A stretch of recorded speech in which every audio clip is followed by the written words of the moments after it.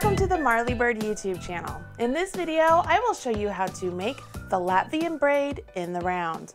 All you need are two contrasting colors of yarn, a pair of circular needles, and we can get started. Before we jump in with the instructions, let's take a look at what the Latvian braid does look like. You can see here, this is a right pointing, it points like an arrow to the right Latvian braid, and that's what we will make in this video. It is sort of three-dimensional in that it lifts off the fabric. This Latvian braid is also made by working purl stitches, and the braided section here are actually twisted yarns or the twisted floats on the right side of the fabric. I've worked this Latvian braid on top of a rib stitch, and I'm going to do that also with the sample I am working in the video. But you could also do a Latvian braid right after a cast on or a knitted row. You can see here I've done a Latvian braid right after a cast on and knit row, and then I've jumped into some two-row striping, and it gives a very striking look. You'll notice that with both examples, the colors are in the same family, but they are different shades. So that way all of the work we're putting into it doesn't disappear. All right, let's go ahead, grab our work and get started. When working a Latvian braid, you need an even number of stitches. The very first round is a round of stranded color work where you do one stitch with color A and one stitch with color B. I like to hold my yarn with one color in each hand, but you don't have to do that. You choose whatever way works best for you to do the stranded color work. It doesn't really matter for this round. When you get to the end of this round, go ahead and slip your marker, and we want to bring both of these yarns to the front of our work. So I'm going to bring them between my needles to the front of my work because the next two rounds will be purl rounds, okay? It's important to note for the next two rounds, our yarns will be twisted around one another, but you do not want to untwist them. That will naturally happen as you continue on. You'll see what I mean. Okay, so our very first stitch here is this blue color. So I'm going to go in and I will grab the blue yarn and purl. This is the important part. The next color is green.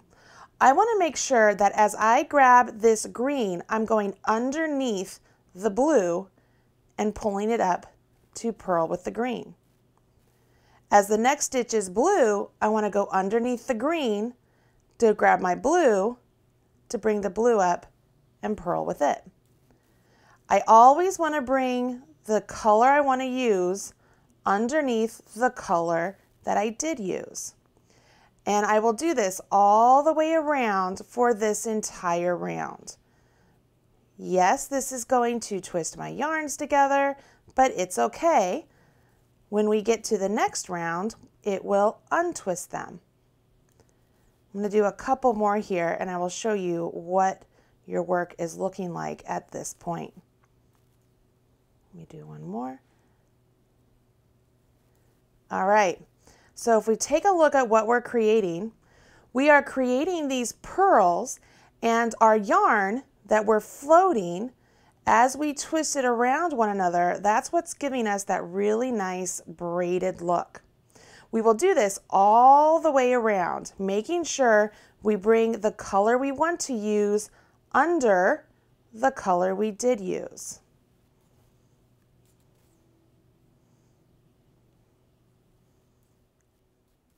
As you come up to the end of the round, you are probably cursing my name at this point because your yarn is really super twisted, okay? And that's perfectly all right. I'm going to slip my marker and move it aside. And this first stitch, I want to go underneath my old color just for that first stitch, okay? So that completes round two, if we count round one as my setup. And you can see the nice, beautiful twists that are underneath the purl bumps all the way along this round. Now, our yarn, It's super twisted. I mean, look at mine. Mine is super twisted. But as we work this next round, we're going to twist the opposite direction. No longer will we take the new color under the old. We will be taking the new color over the old.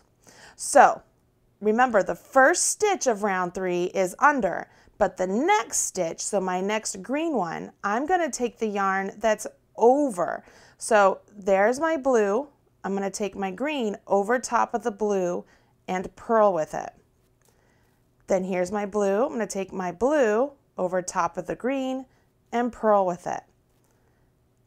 Take my green over top of the blue and purl with it. I find this row a lot easier. I don't know why. I think it's because we are doing the untwisting and I find it easier to go over top than under. So it might go a little bit faster for you, but by the end of this row, your yarn will no longer be twisted because we're going the opposite direction now. And what you will notice is as you're working along, those twists, now that we're going the opposite direction, they are going to make this arrow that creates the Latvian braid. So let's go all the way around. It'll be new color over old. New over old.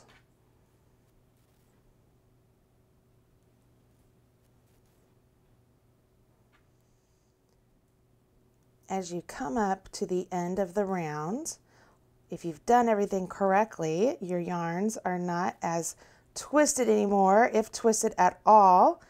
Hopefully they are not. And as you complete this last stitch there, we can move our marker over, bring our yarns between our needles back to the back of the work, and we can continue on with whatever the rest of your pattern is, because now the Latvian braid is completed.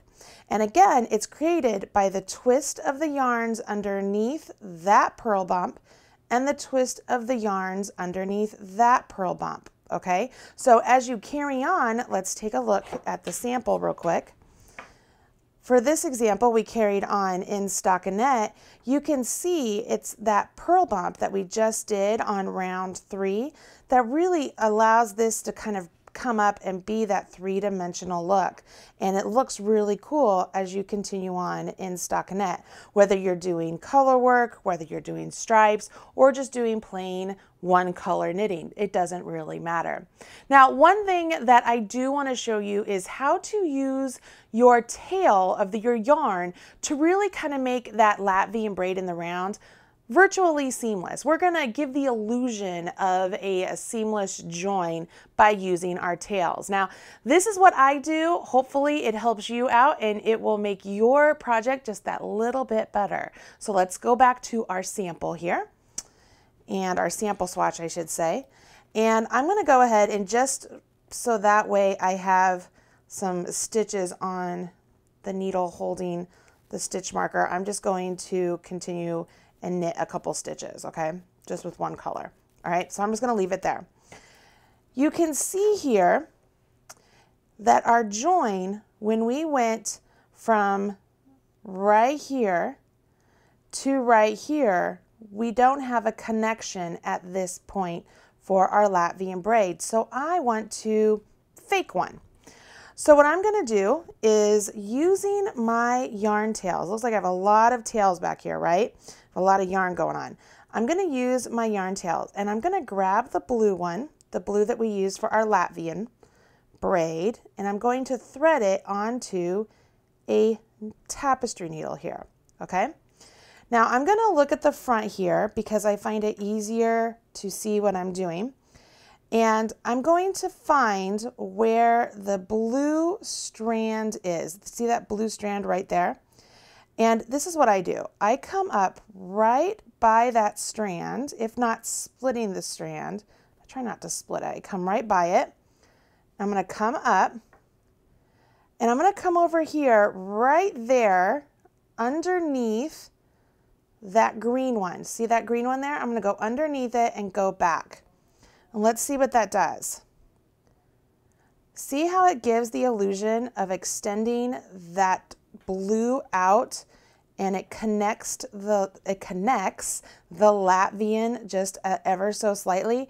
It just makes it look just that little bit better.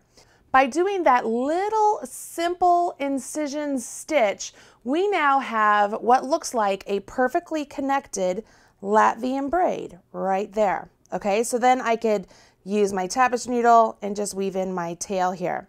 If I wanted to, we also have this purl bump area right there, right? There's like purl bumps between the twisted braids.